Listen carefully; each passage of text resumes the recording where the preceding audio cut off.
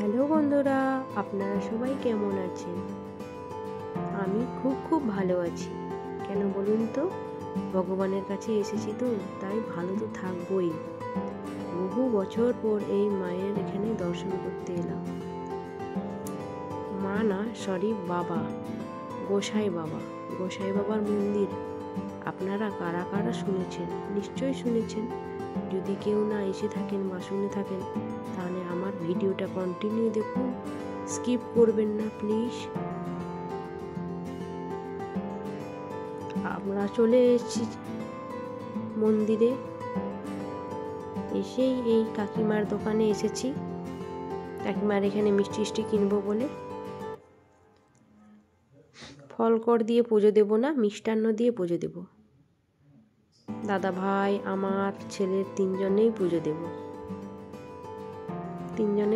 দেব। এই মাসির দোকানে। মাসিটা খুব ভালো, মিষ্টিগুলোও খুব ভালো। পরপর দোকান রয়েছে। গোসাই বাবা একদম স্টেশনের ধারে। স্টেশন থেকে টোটো থাকে, টোটোয় করে আসতে হয়। সবাই এই গাড়িগুলো রয়েছে, গাড়ি ভাড়া করে এসেছি। যাদের বাড়িতে প্রাইভেট গাড়ি আছে তারাও প্রাইভেট গাড়ি নিয়ে এসেছি। রাধা গোবিন্দর মন্দির আছে।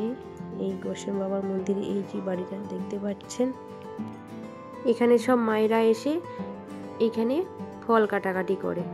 এই দেখুন আমাদের এইটা গাড়ি। এই গাড়িটা কি যে দুর্ভাগ্য ছিল, দাদাভাই অ্যাক্সিডেন্ট করে দিয়েছিল। নতুন বছর 1 বছর হয়েছে, দাদাভাই রাস্তাতে অ্যাক্সিডেন্ট করে দিয়েছিল। একটা জায়গায় পুজো দিয়ে আসছিলাম, কিন্তু সেটা সফলতা হয়নি।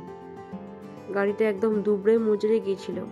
তারপরে সার্ভিসিংয়ে দিয়ে আবার নতুন করে সার্ভিসিং করে নতুন গাড়িটা আবার এই গোসাই বাবার মন্দিরে এলাম।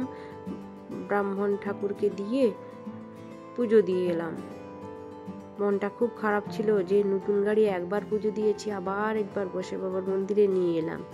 আমার যে স্কুটিটা রয়েছে ওটাও কিন্তু এখানেই পুজো দেওয়া। ব্রাহ্মণ মশাই পুজো দিয়েছিল। এই দেখুন কিভাবে। আমরা তো অনেক দেরি করে এসেছি। এখানে সব মায়েরা, দিদিরা, বোনেরা, মাসিমারা, পিসিমারা সবাই ফল কাটে এখানে এই জায়গাটাতে। আমরা যখন পুজো দিয়েছিলাম একদম লাস্ট 12টা-1টার দিকে শেষ হয়ে যায়। 2টো পর্যন্ত থাকে যখন অনেক ভিড় থাকে। এখানে মায়ের এখানে পুজো দেওয়া হয়ে গেছে, সবাই এক এক করে নাম ডাকছে। সবাই সেই জন্য দাঁড়িয়ে আছে। নাম ডাকলে মন্দিরে উঠে নিজের হাতে প্রসাদ নেয়।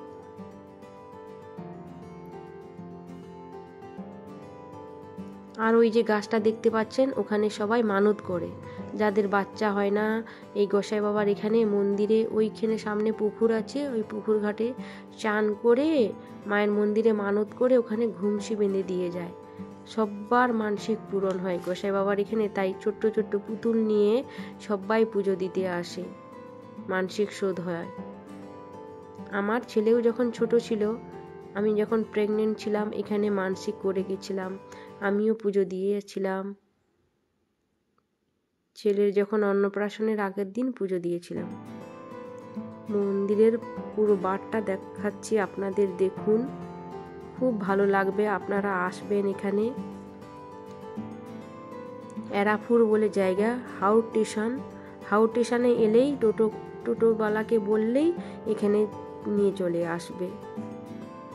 ওই যে পাঁচিলের বারটা, ওটা দিয়ে কিন্তু ট্রেন যায়, একদম ভগবানের সামনে দিয়েই ট্রেন যায়, গোসাই বাবার পাশ দিয়ে।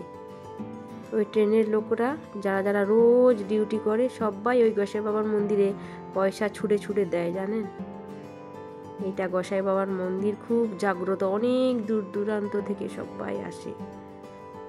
আর সবার মানসিক পূরণ হয়, যে যা মানত করে সব পূরণ হয়।